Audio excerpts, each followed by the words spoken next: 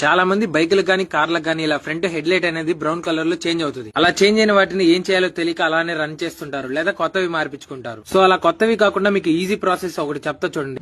ఇలా డల్ గా ఫేడ్ అయిన కార్ హెడ్ లైట్ అసెంబుల్ అంతా సెట్ గా మార్చాలంటే కూడా 16,000 నియర్లీ ఒక 32,000 దాకా అవుతుంది. అయితే ఈ స్పాట్ లో ఒక 1,500 ఈ ఫేడ్ అయిన షేడ్ అయిన కార్ గ్లాసెస్ అంతా క్వైట్ న్యూ లాగా చేసి ఇచ్చేస్తారనమాట. ఖచ్చితంగా మన కార్ అవుట్డోర్ పార్కింగ్ చేసేటప్పుడు చాలా సేపు ఎండలో ఉంటే లేదా మీరు హై బీమ్ వేసుకుని చాలా రోజులు అలా తిరుగుతా ఉంటే పోను ఈ కార్ గ్లాసెస్ అనేది ఇలా ఫేడ్ అయిపోతుంది. సో ఇలా ఫేడ్ అవ్వడం వల్ల నైట్ టైమ్స్ లో మనం ఎక్కడైనా ట్రావెల్ చేస్తే ఆ లైట్ విజిబిలిటీ చాలా తక్కువ అయిపోతుంది. డ్రైవింగ్ చేసేటప్పుడు మనకు చాలా ఇబ్బందిగా కూడా. చాలా మంది బైకులకు గానీ కార్లకు గానీ ఇలా ఫ్రంట్ హెడ్ లైట్ అనేది బ్రౌన్ కలర్ లో చేంజ్ అవుతుంది. అలా చేంజ్ అయిన వాటిని ఏం చేయాలో తెలియక అలానే రన్ చేస్తుంటారు లేదా కొత్తవి మార్పించుకుంటారు. సో అలా కొత్తవి కాకుండా మీకు ఈజీ ప్రాసెస్ ఒకటి చెప్తా చూడండి.